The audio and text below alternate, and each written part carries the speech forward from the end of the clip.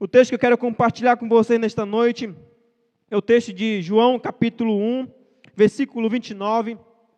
Se você quiser acompanhar na Bíblia Sagrada, você que tem um celular, um tablet, você pode acompanhar João, capítulo 1, versículo 29.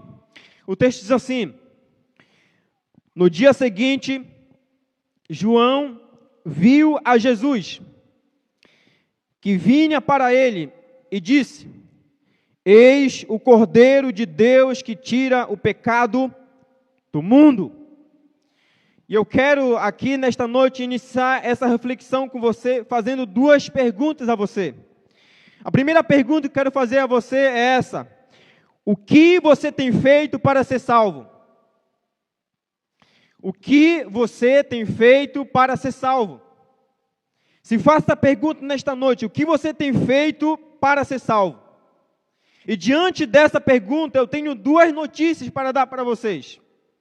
Eu quero saber de vocês qual a notícia que vocês querem saber primeiro, a boa ou a ruim? Vocês querem saber a notícia boa ou a notícia ruim? A ruim?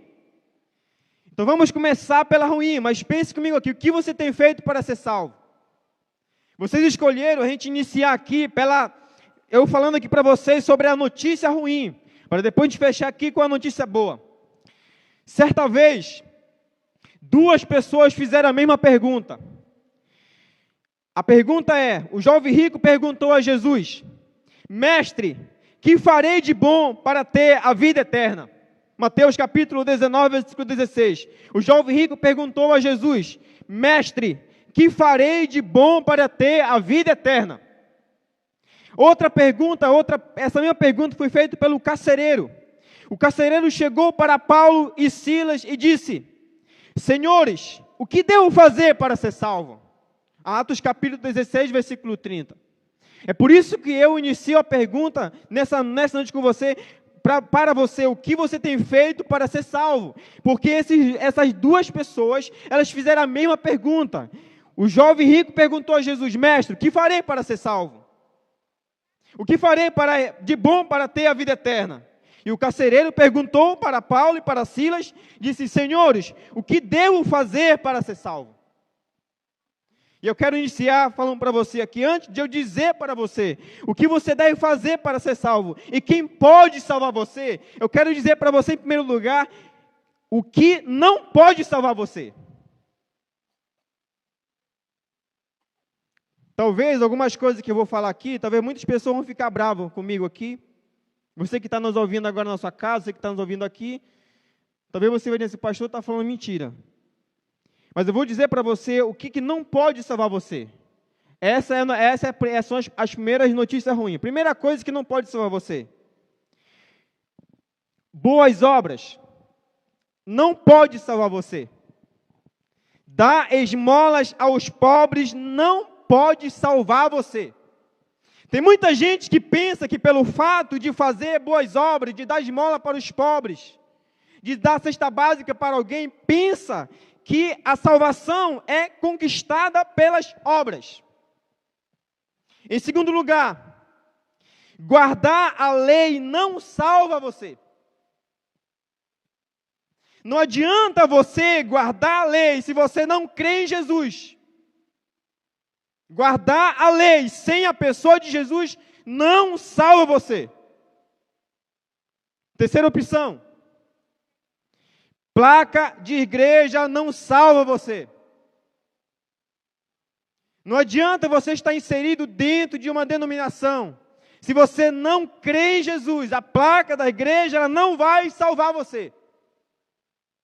Em quarto lugar, pastor, padre, Santa Maria, Santa Ana, santos padroeiros, Buda, Maomé, Confúcio, que foram os grandes líderes que já se passaram pela face da terra. Nenhum desses homens, nenhuma dessas mulheres pode salvar você. Todos esses homens morreram, e se não morreram, eles vão morrer, como os padres e os pastores. Repito aqui, pastor, padre, Santa Maria, Santa Ana, santos padroeiros, Buda, Maomé, Confúcio, ele não pode salvar você. Em quinto lugar, riquezas, diplomas, posição social, fama, poder, não pode salvar você. Não pode salvar você. Em sexto lugar, isso aqui é um argumento que muitas pessoas falam. Muitas vezes quando conversamos com as pessoas dizem assim, não, pastor, eu já nasci salvo. Pela Bíblia Sagrada, Romanos capítulo 10, versículo 9 e 10 vai dizer que ninguém nasce salvo.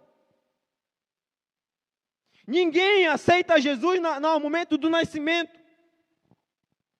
Desde o momento que gera o feto dentro do ventre da mãe, a pessoa já é uma pecadora. Então, ninguém é salvo quando nasce. Batismo na água e com água não salva você. Ah, pastor, foi batizado nas águas, foi emergido nas águas. Pastor, eu fui batizado com água, fui aspergido água na minha cabeça. Não salva você se você não crê em Jesus. Imagem de escultura, deuses não salva você. Não salva você. Sacrifícios, despacho na encruzilhada não salva você.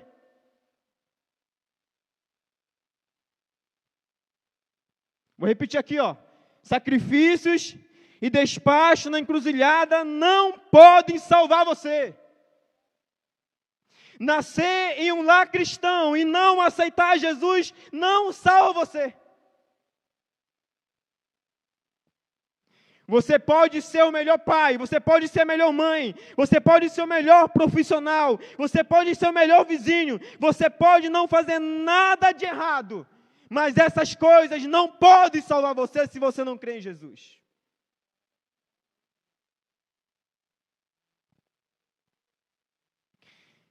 Entregar o dízimo e a oferta sem crer em Jesus não segura a salvação.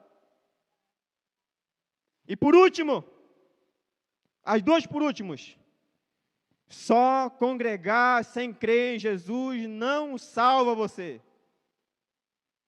E a última, fazer um voto não salva você. Agora você sabe o que não pode salvar você. Talvez todas essas coisas que eu falei aqui, talvez alguma pessoa aqui nesta noite estava aqui se segurando, confiante, convicto. Depositou toda a sua fé, toda a sua confiança nesses pontos. Mas quando você olha para a Bíblia Sagrada ela destrói todos esses pontos. Ela diz que nenhum desses pontos pode salvar o ser humano. E você pode estar se perguntando, pastor, eu posso me esforçar de toda forma? Não, o texto sagrado vai dizer que todo esforço humano para se salvar, querendo alcançar pela salvação pelos seus próprios méritos, é inútil e é frustrante. No fim das contas, você vai se frustrar. E aí a gente começa a piorar aqui. Vocês queriam notícia, vamos começar a piorar aqui para vocês. E a segunda pergunta que fazemos, você pode estar se perguntando, pastor, eu preciso ser salvo de quê? Você disse para a gente que essas coisas não me salvam, mas eu preciso ser salvo de quê? De que eu preciso ser liberto? Qual é a sentença que tem sobre mim? E de forma direta mesmo, você precisa ser salvo do salário do pecado, que é a morte.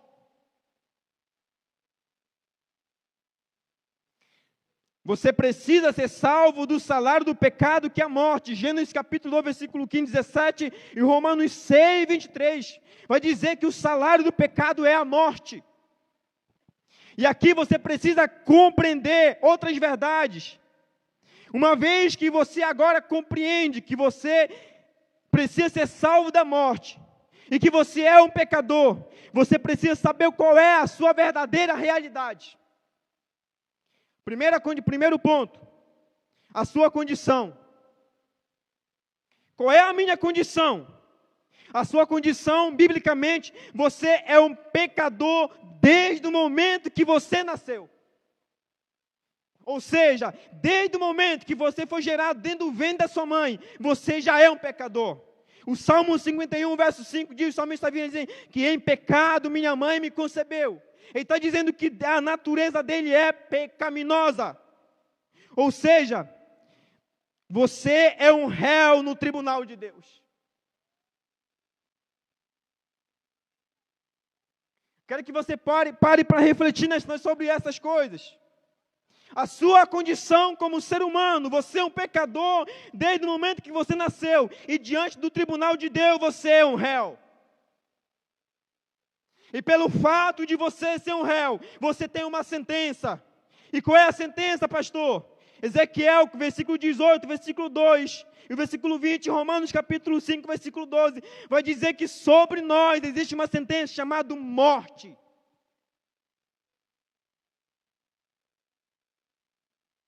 Pastor, mas quando eu peco, eu não morri ainda, você está morto espiritualmente.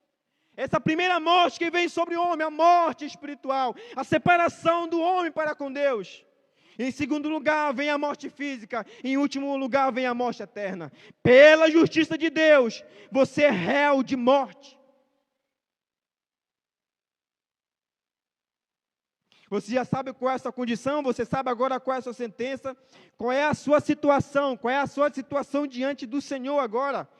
Se você ler Romanos capítulo 10, versículo 5, Romanos 1, 18 e Efésios capítulo 2, versículo 3, o texto sagrado vai dizer que uma vez que nós temos a condição de pecadores e que a nossa sentença é a morte, a nossa situação diante de Deus, nós somos inimigos de Deus e não temos paz com Deus.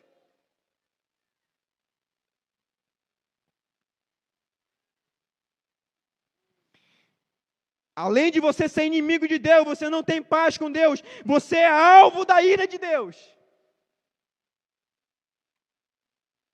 Você é alvo da ira de Deus.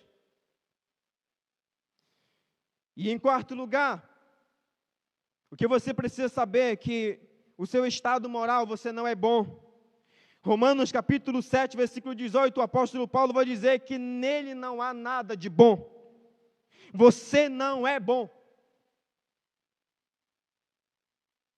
Você não é bom porque você tem uma condição de pecador. Você tem uma sentença sobre você que é a morte. E você tem uma situação diante de Deus que você é inimigo de Deus. Você não tem paz com Deus. E você é alvo da ira de Deus. Então você não é bom. Você é mau. Você é mau. Então, diante de todas as coisas, você compreendeu o que não pode salvar você. E você compreendeu do que você precisa ser salvo. E aí chegamos à conclusão que o homem e a mulher. Eu estou falando com você que ainda não entregou a sua vida a Jesus. Você que fica indeciso em entregar a vida para Jesus. Observe o que eu vou falar para você aqui. Você que ainda não entregou a sua vida a Jesus, você está no corredor da morte.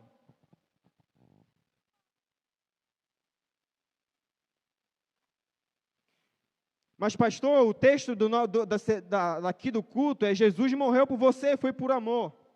E você está dizendo para a gente que nós estamos no corredor da morte e muitas pessoas disseram para mim que Deus me ama. Você vai entender por que Deus ama você. Mas biblicamente, na condição, na sentença, na situação e no seu estado moral, todo homem que não aceitou Jesus, ele está no corredor da morte sem esperança. E sem esperança. Então, diante dessa situação, quando a gente volta para o princípio da humanidade, Deus Pai, o Todo-Poderoso, o Criador de todas as coisas, Ele olha do céu e vê toda a sua criação condenada à morte. Ele olhou para mim e para você, Ele disse, todos estão condenados à morte, por causa da desobediência de Adão e Eva. E aí Romanos capítulo 3, versículo 10, Paulo vai dizer que Deus olhou do céu e não vê um justo sequer, não há quem entenda a Deus, não há quem busque a Deus.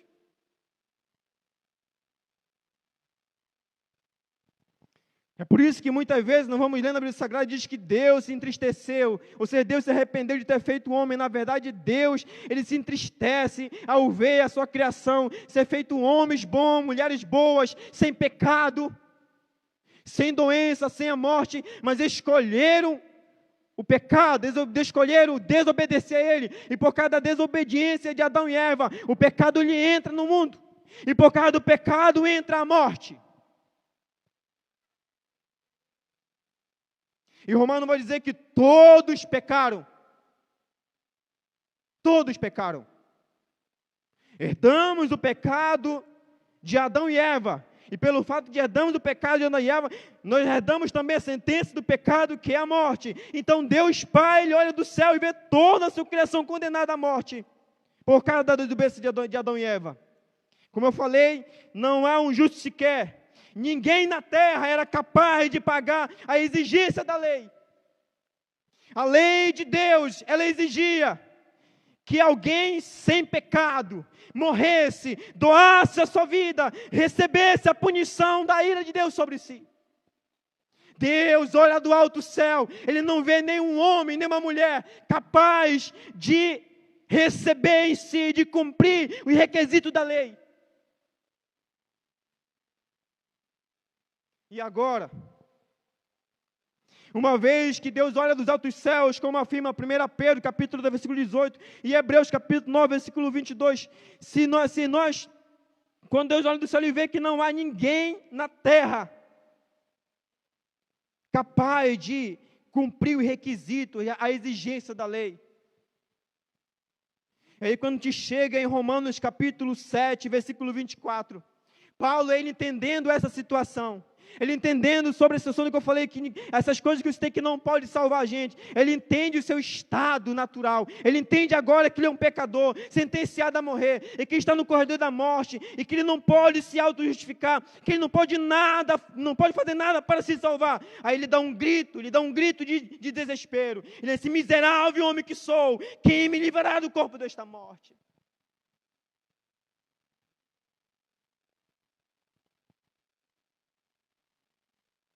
Paulo diz isso: miserável homem que sou, quem me livrará do corpo desta morte? Quem me libertará? Quem pagará a minha dívida? Quem receberá no corpo a ira de Deus, a justiça da lei? Quem vai me arrancar do corredor da morte? Quem vai me libertar do pecado e da morte? Paulo lhe dá esse grito de desespero. E aí que eu quero entrar aqui agora com a notícia boa para você. E aí Romanos capítulo 1, versículo 16, Paulo vai dizer assim: eu não me envergonho do Evangelho. Observe que Paulo fala: eu não me envergonho do Evangelho, porque o Evangelho ele é o poder de Deus. Paulo ele é convicto dessa certeza. Ele diz assim: eu não me envergonho de Jesus Cristo, porque Ele é o poder de Deus para a salvação de todo aquele que nele crê. Ele é o poder de Deus para me libertar da morte.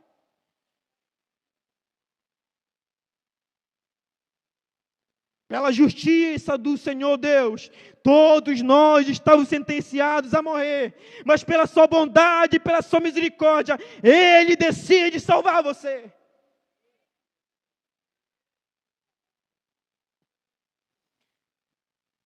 Pela justiça dele, tem que matar todos. Mas pela bondade dele, pela sua misericórdia, Ele decide salvar cada um de nós. É por isso que nós somos o alvo do amor de Deus. Você é o alvo do amor de Deus. Mesmo você sendo pecador, mesmo você estando sendo sentenciado à morte, mesmo você não buscando a Deus, mesmo você não conseguindo entender a Deus, mas você é alvo do amor de Deus. O conceito de amor no mundo é se você faz alguma coisa, você é recompensado. O conceito de amor no mundo é assim: se eu faço algo bom, eu sou recompensado. Mas o amor de Deus por você não é por recompensa. Não é porque você é bom, não é porque você faz alguma coisa para Deus. Não, o amor de Deus não é por recompensa, é por graça. É graça, é misericórdia. Segundo a justiça de Deus, você merecia morrer, mas não ser amado. Mas a sua bondade e a sua misericórdia, Ele decidiu salvar você. Ele decidiu perdoar você. Ele decidiu libertar você do poder da morte. E aí eu quero te continuar aqui dando a boa notícia para você. Em primeiro lugar, a boa notícia. Quando você lê João 3,16, o texto diz assim: Deus, vocês conhecem esse texto? Deus amou quem? Deus amou quem? Amou o mundo. E essa palavra mundo não é mundo de cosmo, é mundo de humanidade. Deus amou você. Em primeiro lugar, Deus decidiu salvar você pelo fato de lhe amar, mesmo sem merecer. E isso é graça. Isso não é mérito seu. Por isso que eu iniciei fazendo a pergunta para você: o que você tem feito para ser salvo? E eu quero te dizer aqui com toda a convicção: você não pode fazer nada para ser salvo. Porque a fé que tem dentro de você, a fé salvadora, ela não é gerada por você, ela não é produzida por você. Romanos capítulo 10 vai assim: a fé vem pelo ouvir a palavra de Deus.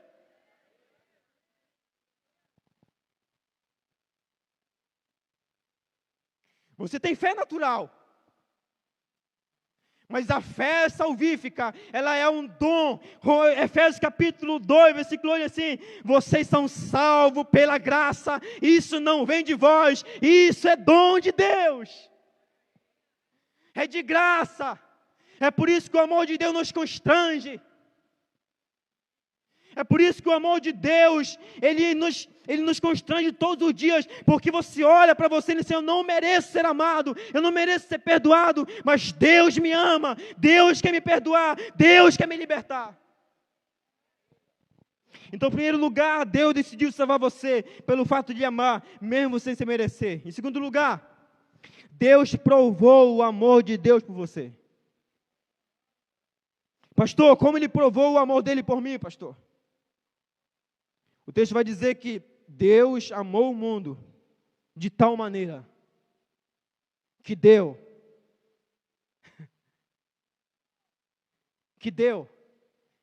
de livre e espontânea vontade, que deu o seu único filho, unigênito, chamado Jesus Cristo de Nazaré, o Senhor dos senhores, o Rei dos reis,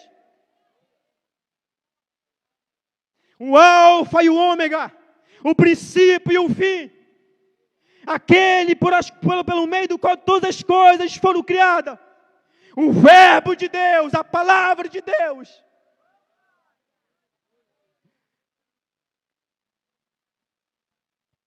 Deus provou o seu amor para com você, entregando o seu único filho para receber no corpo toda a ira de Deus. Jesus voluntariamente decidiu assumir a nossa culpa e receber no seu corpo a ira de Deus, receber no seu corpo o salário da morte, o salário do pecado, que é a morte. Ele decidiu.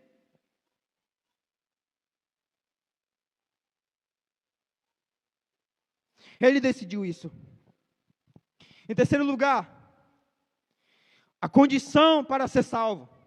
O próprio texto de João capítulo 3, versículo 16 vai dizer: agora, ele vai assim, e agora, se você olhar sobre essa água, você vai ver que Deus amou o mundo de tal maneira, que entregou o seu único filho unigênito. Ele vai dizer todo, não é só alguns, não é só a criança, não é só o jovem, não é só o senhor, não é só a senhora, não é só alguns, ele disse: todo homem e mulher que crê em Jesus Cristo é salvo.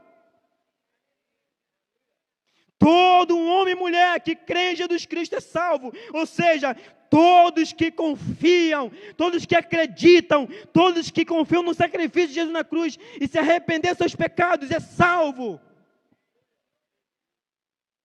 todos. A fé é a atitude que o homem toma. Olha que interessante.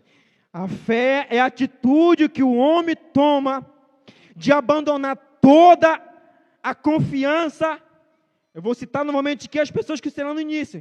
Toda a confiança em Buda, toda a confiança em Maomé, toda a confiança em Confúcio, toda a confiança em Santa Ana, toda a confiança em Santa Maria, toda a confiança em padre, toda a confiança em pastor, em boas obras, e em seus próprios esforços para obter a salvação. Mas ele muda de rota e ele crê unicamente em Jesus Cristo. Em Jesus Cristo. Pois todos os homens que eu citei, todos esses homens, Maomé, Buda, Confúcio, se você procurar na internet, se foram grandes líderes, todos esses homens, eles não conseguiram nem menos salvar eles, todos eles morreram, todos eles estão na sepultura, todos, mas Jesus de Nazaré morreu, mas ao terceiro dia ressuscitou. É por isso que Ele é o poder de Deus. É por isso que Ele é poderoso para salvar você. É por isso que Ele é poderoso e tem o controle sobre a morte e sobre o inferno. Porque a morte não deteu Ele na sepultura. Todos esses homens, todas essas mulheres, eles não conseguiram muito menos salvar Ele, muito menos estar na sepultura. Mas Jesus de Nazaré conseguiu. Jesus de Nazaré foi morto. Ele foi crucificado, mas ao terceiro dia, Ele ressuscitou. Ele subiu ao céu, está sentado à direita de Deus Pai Todo-Poderoso, e recebeu todo o poder no céu e na terra, e Ele reina e reinará para todo sempre, e aguarda o momento de voltar, para buscar a sua igreja, todos aqueles que crerem nele. Atos capítulo 4, versículo 2, assim: a salvação só pode ser conseguida por meio dele. Dele quem? Jesus. Pois não há no mundo inteiro, e nem no outro, Deus que tenha dado aos seres humanos, por meio do qual possamos ser salvos. João capítulo 11, versículo 25 diz assim: Jesus disse: eu sou a ressurreição e a vida. Aquele que crê em mim, ainda que morra, viverá. João capítulo 3, versículo 17 e 18 diz: portanto, Deus enviou o seu Filho ao mundo, não para condenar o mundo, mas para que o mundo fosse salvo por meio dele. Quem nele crê, repito aqui, quem nele crê não é condenado, mas quem não crê já está condenado, porque não acreditou no nome do Filho unigênito de Deus. Não acreditou. Por isso que João apresenta Jesus como o Cordeiro de Deus que tira o pecado do mundo. E aqui a gente caminha para o final. Por isso que João apresenta Jesus como o Cordeiro de Deus que tira o pecado do mundo. E eu quero explicar para você apenas um verbo que aparece dentro desse texto. Eis o Cordeiro de Deus que tira o pecado do mundo. Romanos capítulo 7, versículo 24, 25. Paulo vai assim: miserável, homem que sou, quem me libertará do corpo dessa morte? Quando Paulo ele escreve esse texto, ele está pegando uma figura da época real, para ilustrar a letalidade do pecado, a letalidade da morte sobre a vida do ser humano. Quando o exército romano ele ia para a guerra, que nem todos os seus soldados inimigos eram mortos, se ficasse alguns soldados vivos, que era o inimigo do exército romano, no campo de batalha, era amarrado um soldado morto na costa do soldado vivo. Observe o que eu falo aqui para você, presta atenção aqui, ó.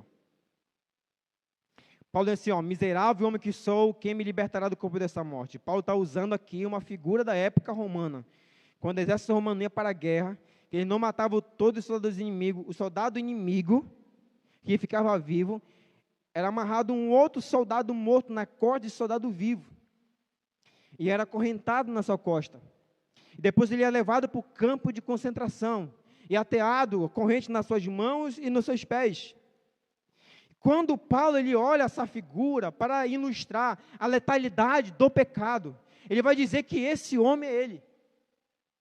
Esse homem é ele, que ele não tem nenhuma possibilidade de se salvar, de se libertar.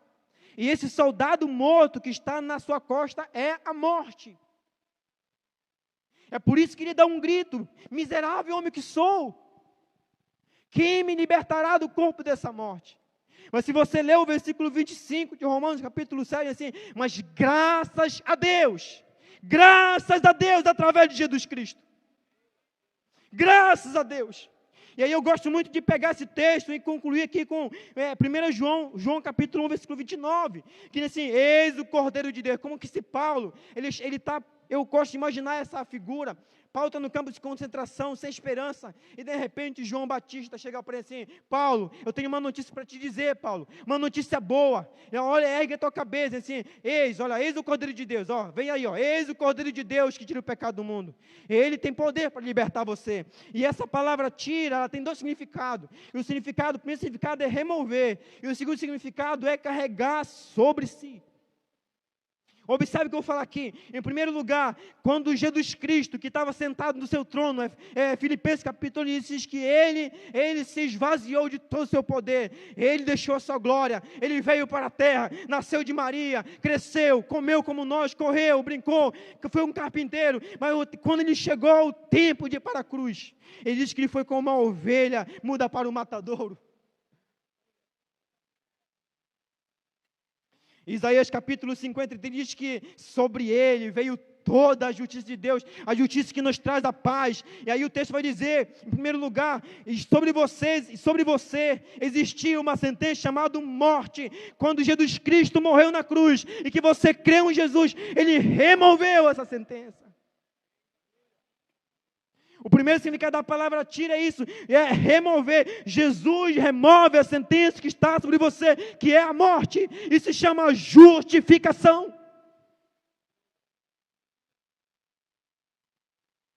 Romanos capítulo 5 vai dizer: mediante a fé em Jesus Cristo, somos justificados e temos paz com Deus, temos acesso a Deus, nós gloriamos na glória de Deus.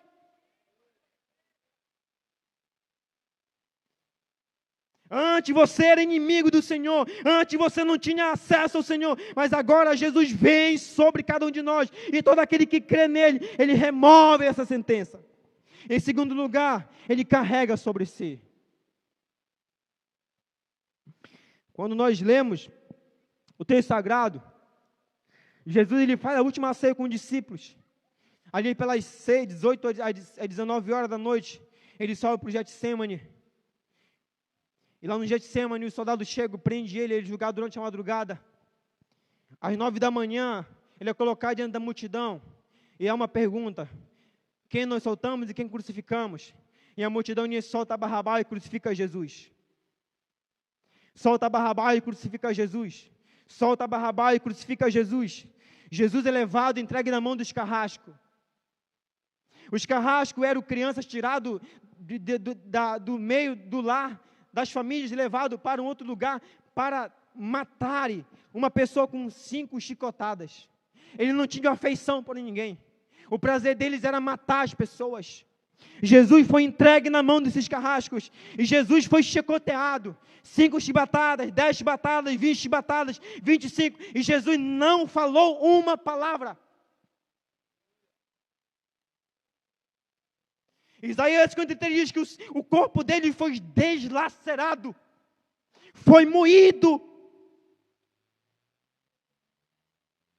Bateram em Jesus, cuspiram em Jesus, colocaram uma coroa de espinho na sua cabeça, rasgaram as suas vestes. Ele todo ensanguentado, colocaram uma cruz sobre ele, e agora assim: olha, você que é o rei dos judeus, caminha daqui até o Monte Caveira. Você não dizia que era o rei dos judeus, agora salva a si mesmo. Humilhação. Quando nós pensamos na pessoa de Jesus, nós pensamos que Jesus é apenas o Filho de Deus, mas na verdade Jesus, Ele é o próprio Deus. Ele é o próprio Deus. Imagine aqui, ó, como você é tão importante, que Deus desceu do céu por sua causa.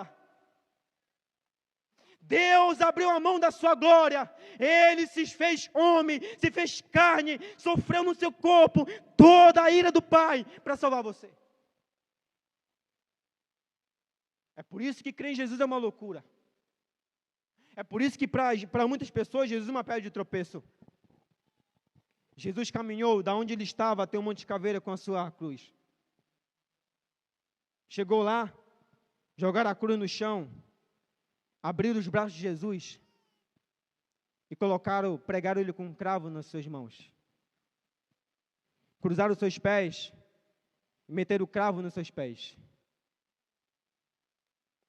Alguns médicos dizem que Jesus agonizava com tanta sede. A cãibra começou a pesar nas pernas. Imagine um corpo deslacerado, moído.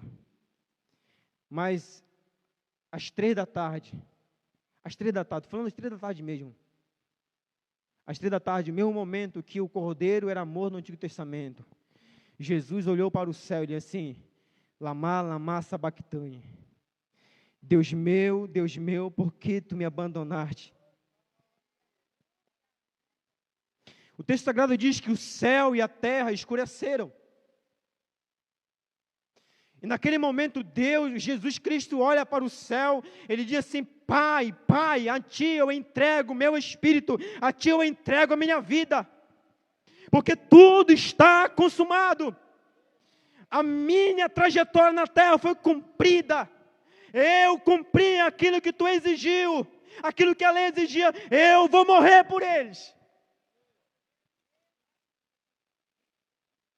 Depois que Jesus disse: Pai, a Ti eu entrego o meu espírito, Jesus morre. Jesus é tirado da sepultura, da cruz, é levado para a sepultura. Mas uma tarde de sábado, biblicamente, Jesus não ressuscitou no domingo. Se você ler a Bíblia seriamente, você vai ver que Jesus ressuscitou numa tarde de sábado. Numa tarde de sábado, novamente houve um terremoto. E do primeiro dia da semana, ao despontar do primeiro dia da semana, que já amanhecendo domingo, Maria, a mãe de Jesus, Maria Madalena, a qual Jesus tinha expulsado 7 demônios dela, em Salomé, elas foram até o sepulcro, elas não encontraram mais Jesus. O anjo disse: por que você procura os vivos entre os mortos? Ele não está mais aqui. Ele não está mais aqui. Se você ler Marcos capítulo 16, vai dizer que elas correram para dizer para os discípulos. E depois Pedro, e João vão ver, Jesus não está mais. Maria Madalena, a qual Jesus tinha expulsado 7 demônios, ela não contente, ela fica no cemitério. E aí ela olha para trás dela, ela vê um jardineiro cuidando das plantas. Ela chega até ele assim, pergunta assim: Senhor, onde foi que esconderam um homem que há 3 dias foi sepultado aqui? Ele não responde nada para ela. Mas olha o que eu vou falar aqui para você. Talvez seja esta noite Jesus esteja chamando você aqui, como chamou Maria. Quando ela vira a costa para Jesus, Jesus diz assim: Maria. E ela diz assim: Rabone, mestre, é o Senhor. Talvez você não tinha mais esperança. Talvez essa esperança está nessas coisas. Talvez essa esperança só morreu. Mas eu te apresento agora uma outra esperança. Jesus Cristo de Nazaré. Ele disse: Maria, Pedro, João, eu estou vivo. Eu ressuscitei. Vai e conte para eles. Nessa mesma manhã de domingo, Jesus apareceu a 2 discípulos que iam para o caminho de Emaús. Jesus conversou com eles, comeu com eles. Depois que Jesus apareceu, ele disse assim: mas como o nosso coração ardia, essas palavras do nosso coração ardia. Eles entenderam: é Jesus de Nazaré. Eles voltam para a Galileia. Talvez essa palavra que estou falando nesta noite, que está ardendo no seu coração, é a noite de você voltar para a Galileia. É a noite de você voltar para os braços de Jesus Cristo. Mas o plano de Jesus não é só salvar você da morte. O plano de Jesus, querido, é restaurar você por inteiro. O plano de Jesus não é só você da morte, mas eu vou te falar outras coisas aqui que Jesus pode libertar você, Ele tem poder e autoridade para isso. Jesus não quer só perdoar os seus pecados, Jesus não quer só perdoar você da morte, Jesus também quer libertar você do adultério.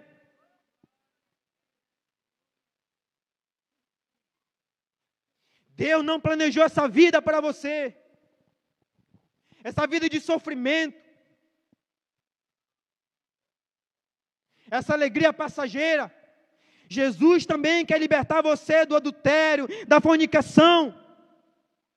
Jesus quer libertar você também da feitiçaria. Jesus quer libertar você também da idolatria, do homossexualismo, do alcoolismo. Você crê nisso? Você crê que Jesus pode libertar você? Jesus é poderoso para fazer todas essas coisas.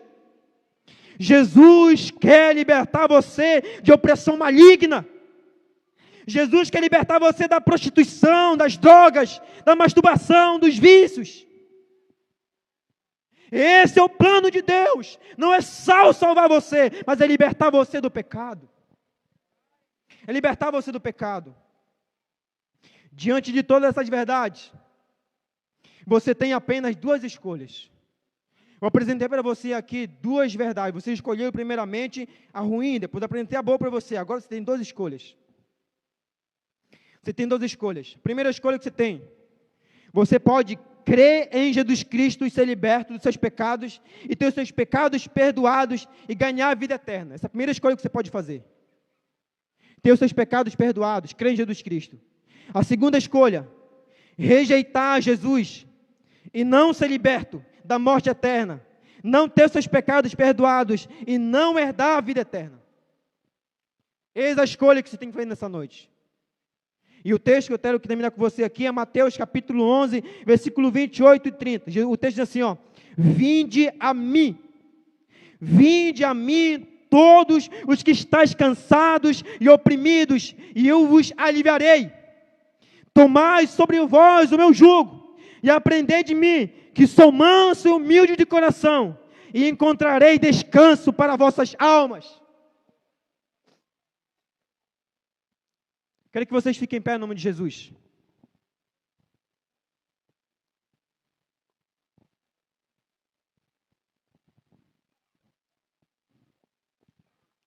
Eu apresentei para você duas verdades aqui, uma ruim e uma boa.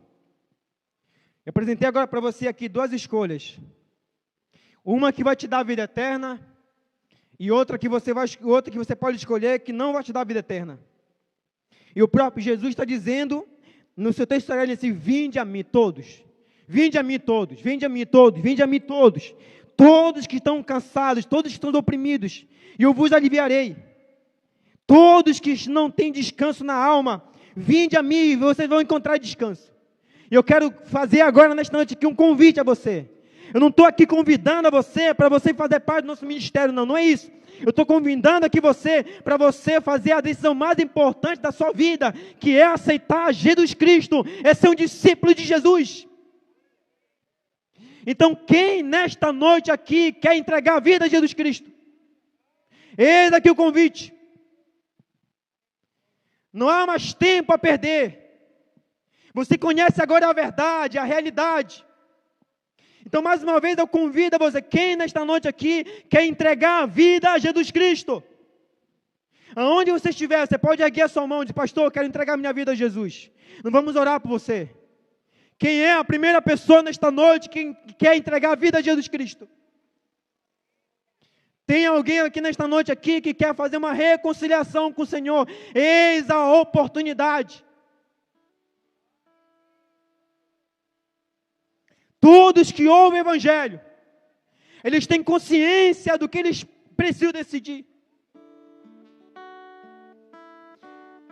Temos duas pessoas aqui se reconciliando. Tem mais gente aqui. Quem mais aqui nesta noite está afastado do caminho do Senhor? Jesus falou no seu coração, o Espírito falou no seu coração. Deus ama você, Deus se importa com você. Vinde, vinde e entrai. Ainda há espaço para você. Quem é a terceira pessoa que vai nessa noite aqui aceitar Jesus, vai se reconciliar com Deus nessa noite? Quem é a terceira pessoa? Não tenha vergonha, querido. Não vai pensar o que o seu marido vai pensar de você, a sua esposa, seu amigo, o seu vizinho, o que vai pensar de você. Não tenha vergonha da decisão de escolher Jesus. Quem perder a vida vai achar a vida. Quem é a terceira pessoa? Você pode vir na frente. Vamos orar por você nesta noite. Quem nesta noite aqui quer se reconciliar com Jesus Cristo? Quem nesta noite aqui quer entregar a vida a Jesus Cristo? Você pode vir à frente em nome de Jesus. Nós vamos cantar aqui um louvor. Depois nós vamos orar por esses irmãos aqui em nome de Jesus. O Espírito Santo vai trabalhar na sua vida nesta noite aqui neste lugar. Você não vai sair daqui mais desavisado. Somente Jesus pode perdoar os seus pecados. Jesus de Nazaré. Jesus de Nazaré. Vamos cantar um louvor em nome de Jesus e depois vamos orar por essas pessoas. Quarta igreja, por